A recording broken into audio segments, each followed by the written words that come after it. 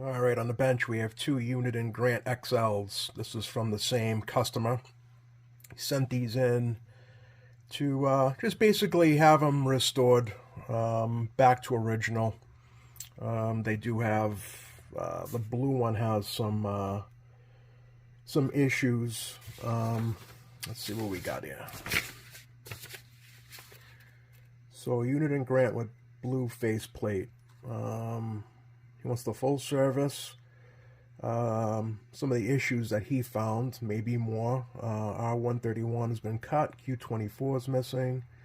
C149 has been cut. D55 missing clipped. A bunch of stuff. Bright dim switch wires are cut and it's not working. High-low switch wires are cut, not working. Mic knob is missing the internal metal piece. I already got on some of my parts and already got one there for you. What else we got? It's been a couple of times when the radio first powered on and I press the mic and the TX will not key up for a minute or two, then it just starts working. Basically, I'd like to get this radio restored back up to working good. That's for the blue face one.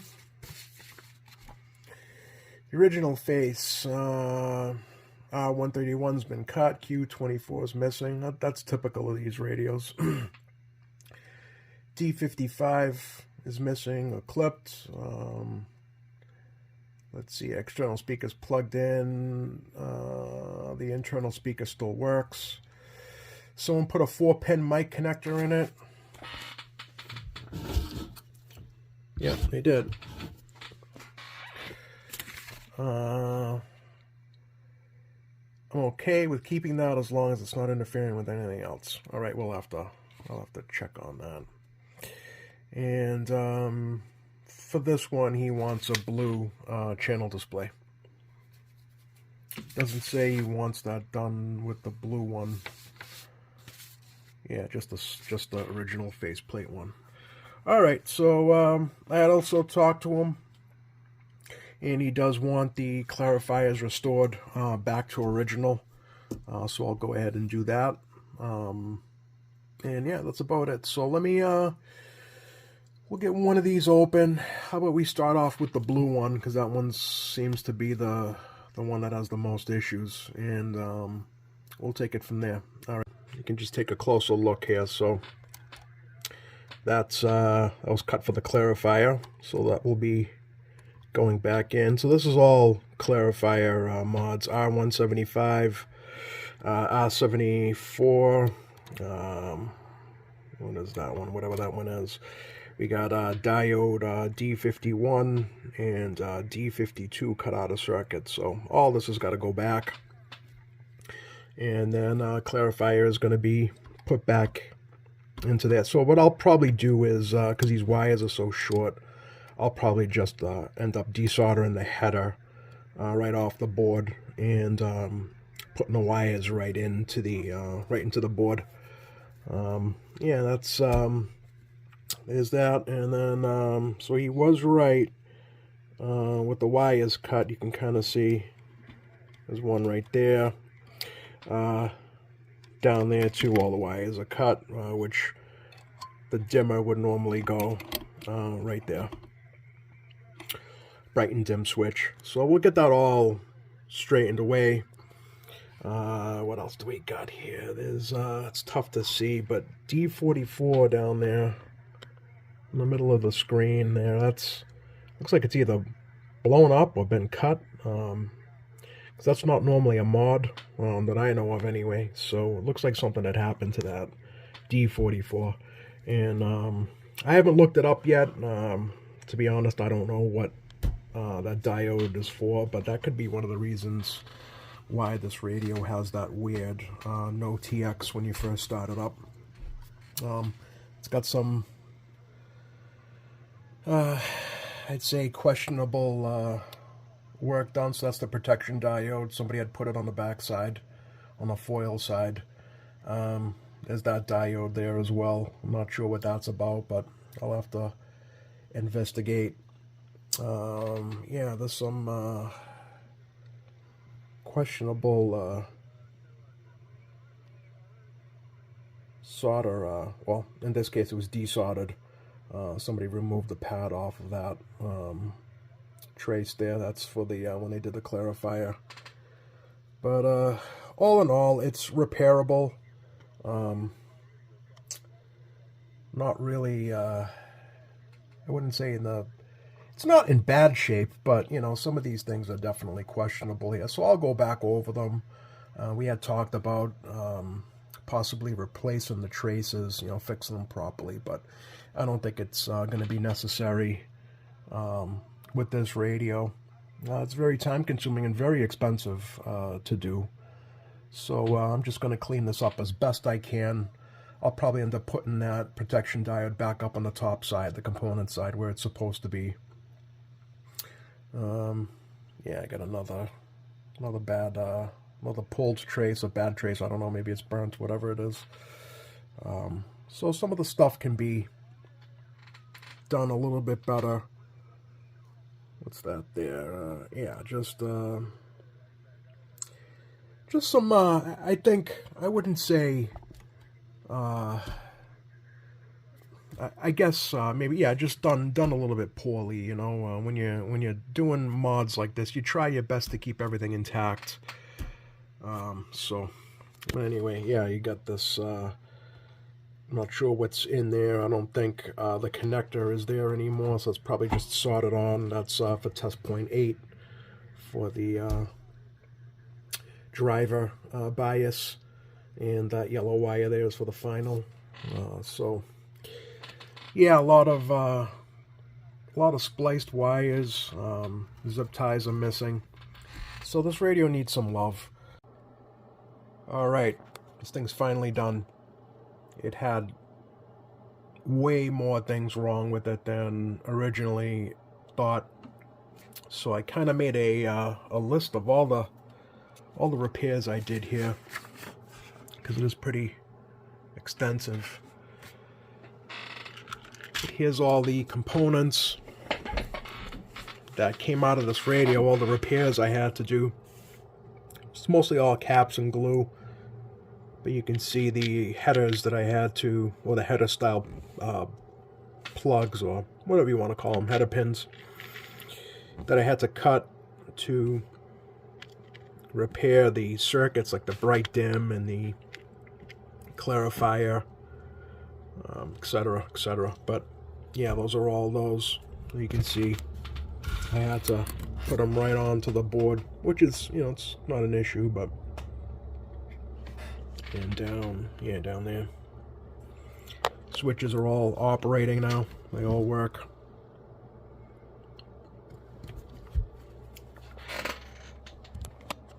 Get the bright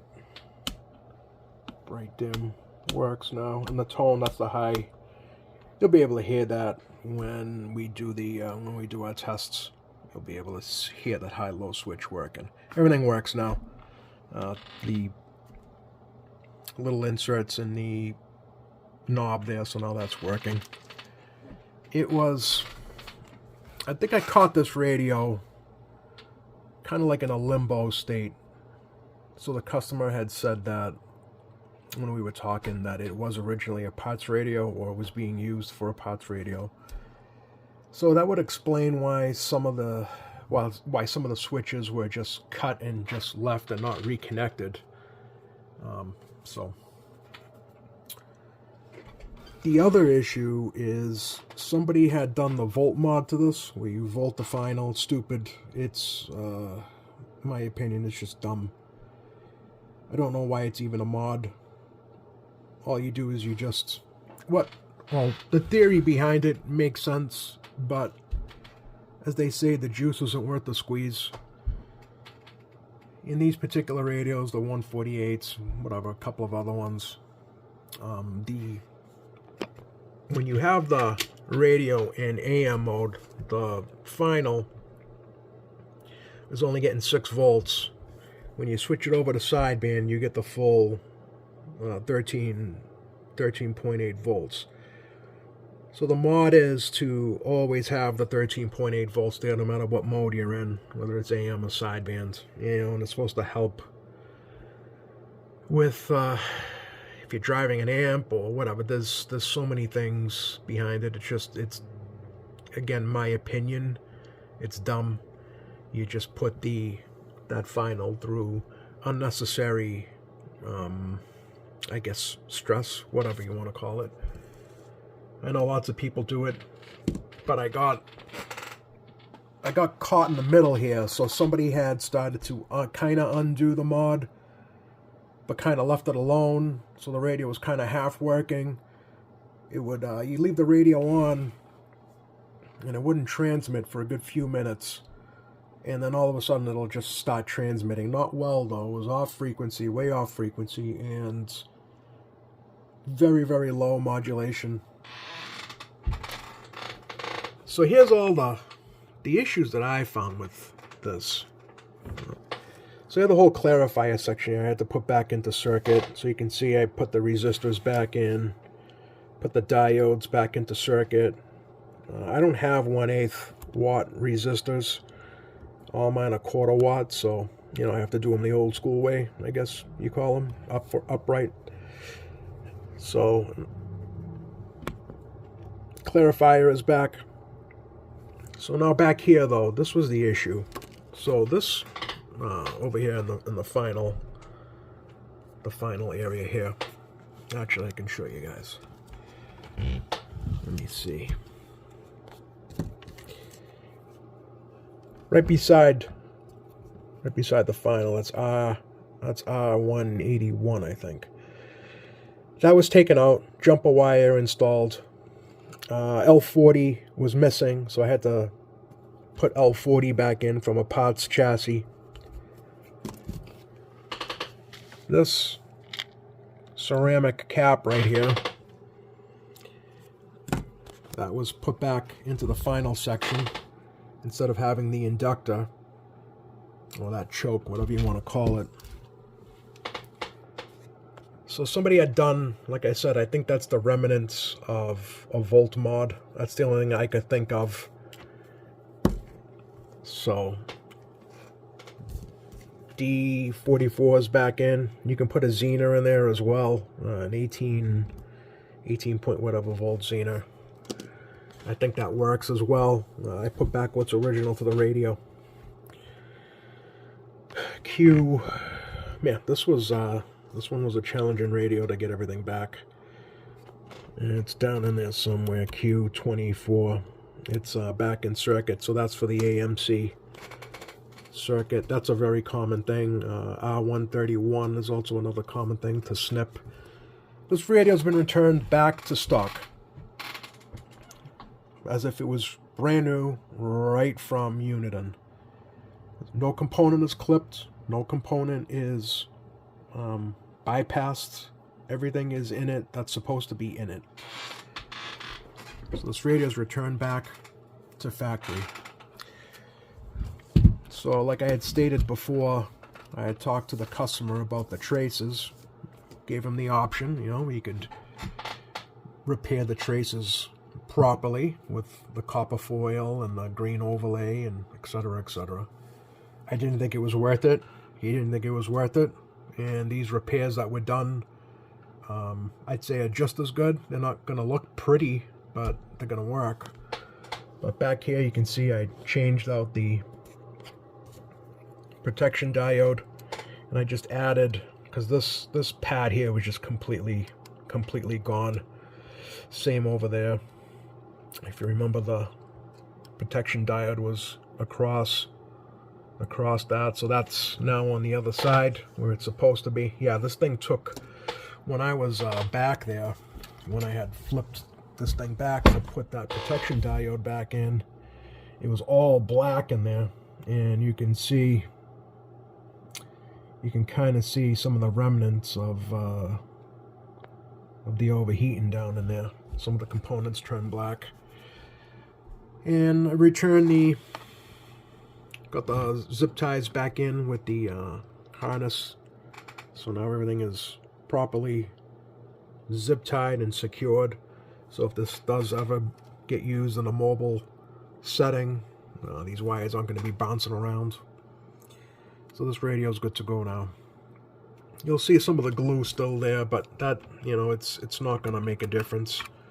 That there, it's not going to eat away at, you know, wires or a trace. So some spots are just not necessary to remove the glue, but I'd say 99% of the glue is completely removed out of this radio. And it's aligned, it's tuned, whatever you want to call it, peak and tune. I don't like that term, but everything is tuned properly. These, I'll probably go back over that with, I do have some overlay, some of that epoxy in green, and I have it in red. So I'll probably go and touch up some of the areas here, especially back there in the final and the driver area. Again, there's, you know, you got to kind of weigh the options of cost here. You know, is it worth, you know, spending, you know, a considerable amount of money more to replace, you know, to cut out copper foil traces and glue them in and use the UV light, cure everything. You know, it gets really expensive, and you have to kind of weigh the cost of, you know, the radio versus, you know, the work being done. That's honestly what it comes down to. So, but I think we got a good radio here again. So let's go through our normal tests, and we can see exactly what this looks like on the scope. He had stated on the paperwork here that he wanted 4-watt dead key, which is normal on AM, swinging to around 12 watts. And sideband, he wanted 12 watts as well. So that's what he got. All right, let's see how this looks on the scope. We'll do AM, sideband. Sideband always looks a little weird. You guys know that by now. And we'll do a monitor radio test and see how it sounds on the other end. All right. Yeah, quite a story with this one. So, actually, we can go through the list. And, yeah, so connected the high-low switch, connected the bright-dim switch. So to do that, this whole front had to come off. All the knobs had to come off. I had to unscrew the switches because they're all circuit boards. It's not like you can just reach down in there with a soldering iron. There's all, you know, little PCBs behind you guys can see them. So you got to take them out, do it properly. Yeah, so the whole front of this came off. That blue LED was already in there. But yeah, so it was extensive amount of work on this one. So the high-low switch, bright-dim switch, I undid the clarifier mod, moved the protection diode back to the top. I undid the final volt mod. You know what, to be honest, if it was done right, and if it wasn't like halfway undone, I probably would have left it. Again, it's not something that I think is worth doing, but because it was kind of halfway done, halfway undone, whatever you want to call it, I brought everything back to original, and that's what the customer wanted anyway. So, removed the glue, cap alignment, deoxit, fixed. Oh yeah, the coils in the back were spread. I mean, it's obviously not that big of a deal to fix. You just move them back together, but that was something wrong. Redid some of the burnt traces. No TX when turned on. That's fixed. Yeah, I think that was D44 because that has that goes to the regulator. So I don't know if that was purposely. There might be a mod. I think when I looked it up, there might be some sort of stupid mod with D44 as well. I think that some people were doing, but I can't confirm that. Reinstall all these components. D51, D44, D52, C149. Oh yeah, that's right. So C149 back there, the final. Somebody just lifted up a leg on that.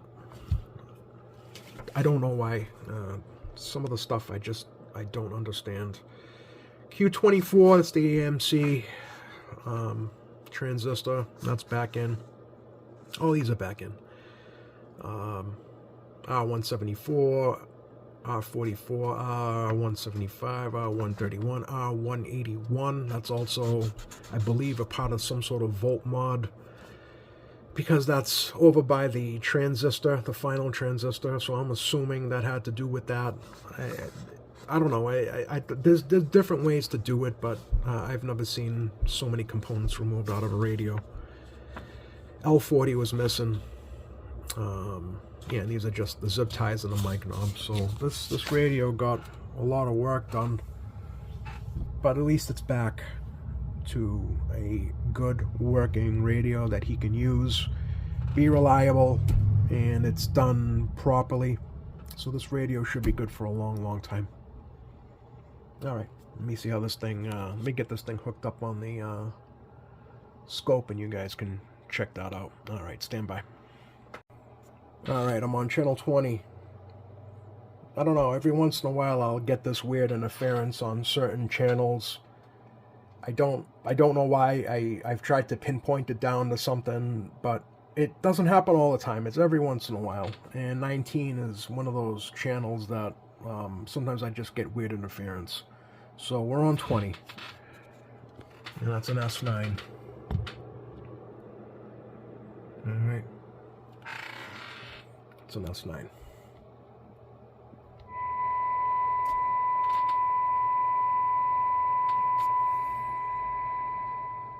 Some days I have to have the A&L on. I'm assuming it's based on the radio. Some radios I have to have it on, some radios I don't. On the bench here there is something that's creating noise. What I mean noise is interference. It doesn't always happen, but when it does happen, I have to keep the A&L button on. The reason why I'm stating that is because I get emails from people, you know, these apparently scientists, you know, electrical engineers, whatever you want to call it, NASA, you know, astronauts, that will send me emails stating how I'm doing something wrong. And you guys are going to actually witness it with this radio here. If I don't have the A&L button on, that tone is going to get interfered with, and it's going to go, and it's going to throw the SYN adder off. So will the A&L actually affect SYN add? My personal opinion is I don't think so. You know, you're just filtering out all that hash. If the noise blanker is on, yeah, I could see that affecting A&L. SYN add. But that's why I'm explaining, you know, why I have to keep the A&L on, and you guys are going to hear it. So, alright, let's do a sensitivity test. And besides, even if it's off a dB, honestly, really,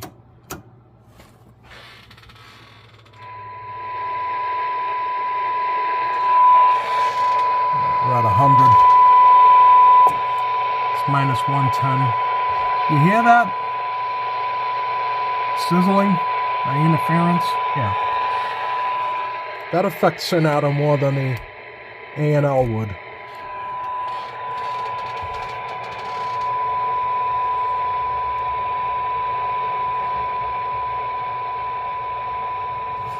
Turn this volume up.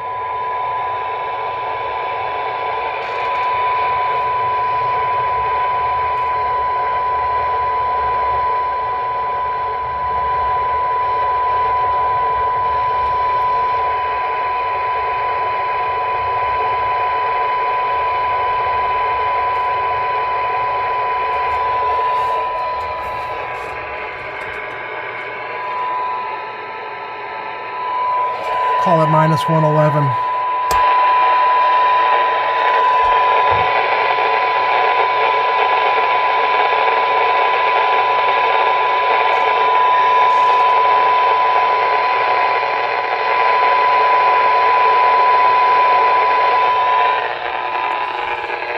You hear that? Yeah, that's why. That's why. And when I did that, it honestly didn't even really affect the SYN adder. But anyway, what was that, minus 111 dBm? So doing a little bit better than average. Alright, let's get this on the monitor radio, and then we'll do a see if we can get somebody to get a radio check, or at least just go do some channel surfing. Alright, stand by. Alright, well, I'm on channel 40 because it seems to be a lot of skip coming in. And I have, I think, a bad switch, bad antenna switch. So when I key up on this radio here, it actually will bleed through into that monitor radio, that bench radio over there. And I'm pretty sure it's that switch. So we'll try to get the best. I tried to find a clear channel here, and I think 40 seems to be the best one. So let me get this going here. Try to get a good radio, a good monitor radio. Check. Testing 1, 2, 3, 4. Let me turn this volume up.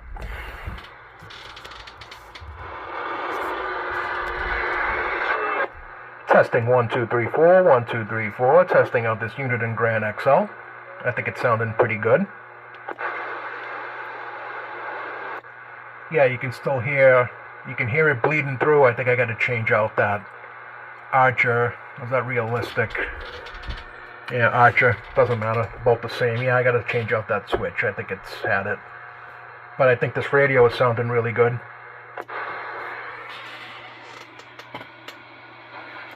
Yeah, I think this radio is sounding really good. I'm glad that I could get this thing fixed and working properly. Yeah, sounding really good. We're on channel 40 today because of all the skip. This weekend has been crazy. Been getting skipped from all over. From Portugal, I got some from Northern Italy, Germany, Wales, England, where else? Yeah, all over. Jamaica, of course. Yeah, this radio's sounding good. That's all I got. Yeah, I think I got to change out this. I'm gonna get a better one than that. This thing is old. But on another note, so over the course of, when I do the work on a radio, I'll do like 5-minute video clips, 10-minute video clips, put them all together and make one video for YouTube. Depending on the radio, sometimes I can get it done all in one shot, sometimes I don't. But in the case of this radio, I've been working on this a couple of days, so I've been kind of piecing together and editing to make one video. But I've noticed as I'm editing some of the videos, I'm saying a lot. And I've noticed it in the beginning of this video, because as I was editing these clips, going through them, I notice I'm saying a lot, and I just said it again. I know. What I'm trying to do is, I realize it's annoying. I'm working on it. I don't know if it's a nervous tick. I don't know if it's a mental thing. I just don't know. So I'm going to be working on minimizing my ums to make these videos less annoying. I realize that it can be, pretty annoying listening to somebody say every other word. So just so you guys know, I am working on that. So, but on another note, let's get this on the antenna and we can see what's going on out there. All right, stand by.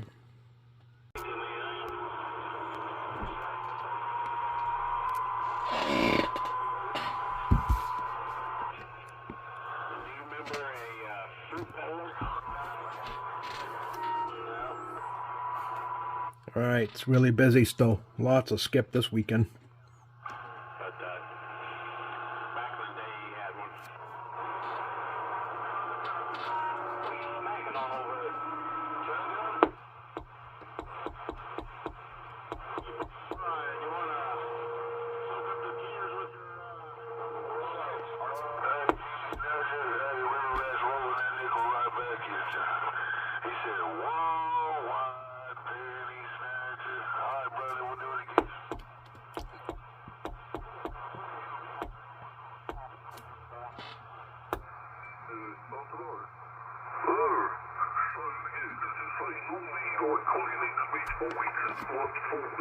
And then it bounces up to 60, but at the moment when it talks it's pegged on 60, so it definitely ain't the outputs on it.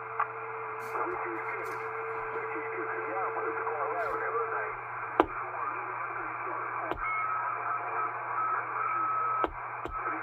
Ryan, UK. Everybody got the rear wire?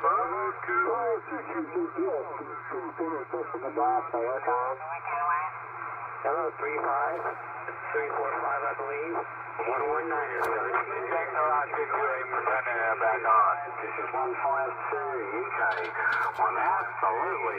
You made a contact right after I turned it back on. Thank you. Anytime. Hey, no problem. Logging your trip. 119er, Dragonfly, White House. So much for that 139 mobile. Here you called in, my friend. Thank you for returning the call. You're 53 on my receive at the moment here in the UK. 152 UK. 139 Western New York. This is 827 in the southwest of the United Kingdom, giving you a wave across the pond. And make you one of the greatest of all. 399, 4 southeast Nebraska, landed. How about you, Mississippi? We got you in there, recording. 837 returning, going on 5 passenger on Mississippi Way. Sounding good, good sounding session. 4 southeast Nebraska, stand by.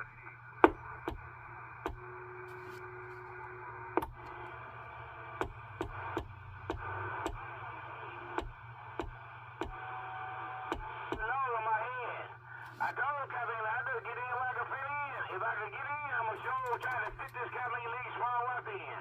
Hey, class A, small white coat, $2 grand, he make on 105, I got down.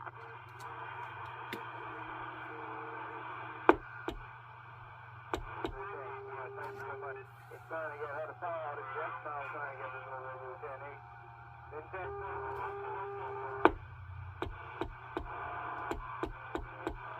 The video was from 2022.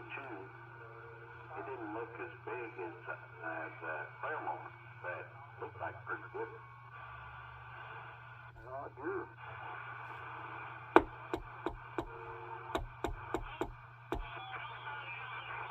What?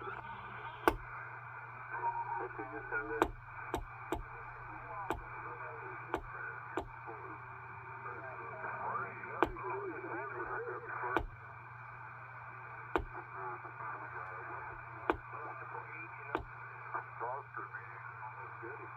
If it's something that's like breaking down after a period, the normal culprit for that is a dry solder or a resistor breaking down after it gets warm.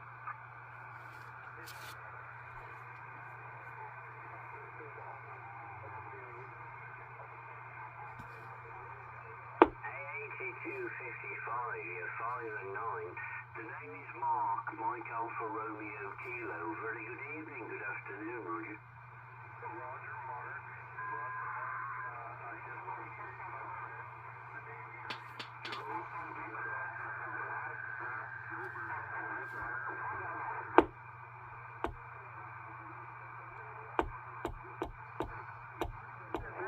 Yeah, I'm still kind of jealous. Go ahead and a bit. Hey, it's just a turnaback on. It was going to cost you a little more gas, of course, but damn, I'm even more jealous. Yep, no doubt about it. It'll be well worth it.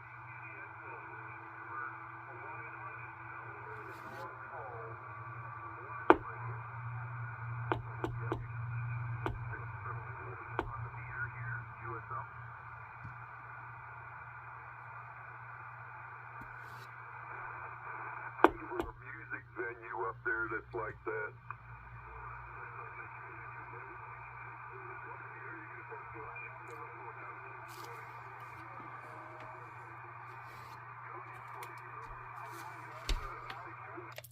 .320 Massachusetts, waving a hand. 320 Massachusetts, waving a hand. Anybody got a copy on me? Around much longer. Yeah, I don't think so.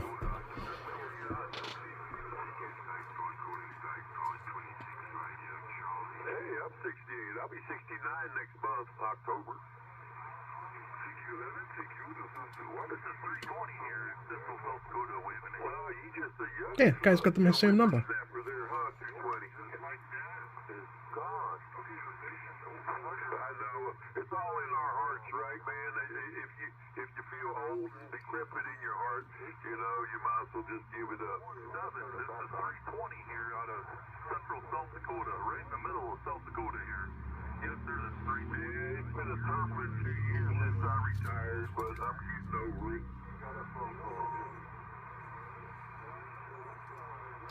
How about a 320 South Dakota? How about a 320 South Dakota? You're reaching 320, same number, 320 Massachusetts.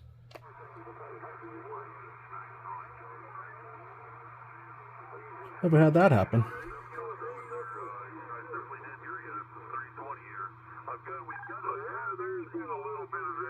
Yeah, it's just too much traffic. This afternoon when I first come in here, and it was pretty good, but not the greatest, you know. And I did get to say hello to which is very strange to you.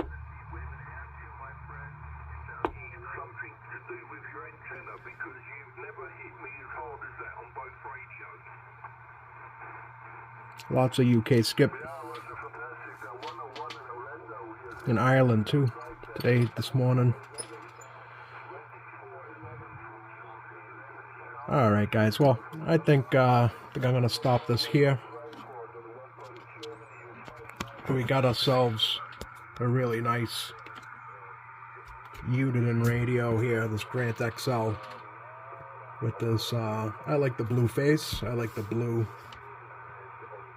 S meter. Yeah, I think it's looking good. Overall, it's a good looking radio, and it's been brought back to a good working condition. So, all right, guys, that's about it. Thanks for watching.